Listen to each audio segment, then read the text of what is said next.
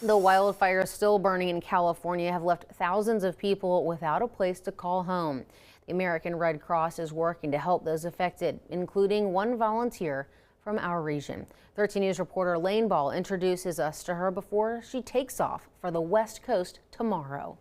I'm a little bit involved, but I've never been boots on the ground able to just go help with a deployment. Elizabeth Camp is getting ready for a trip cross country to California, but this isn't a vacation. She's volunteering with the Red Cross to help those affected by the devastating wildfires.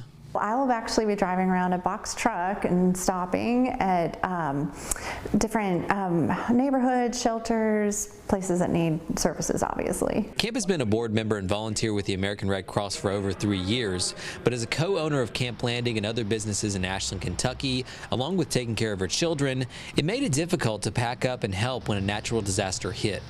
This is the first time I've really been able to free up 2 weeks to get away. I have 5 kids, and we have the businesses. More than 12,000 structures in Los Angeles have been destroyed, and more could be in danger this week. During this tough time, the American Red Cross provides necessities like food, shelter, emotional care, recovery planning, and financial assistance. And Camp is part of the team distributing those resources. Now, as for her feelings leading up to her trip to the Golden State, I think it's going to be tough. It's going to be emotional, and I think there's just such devastation. It's hard to kind of imagine. But even though the job could be tough, I'm thrilled to have the opportunity to have this time to go out to California and help. Neighbors helping neighbors, no matter how far away. In Huntington, Lane Ball, 13 News.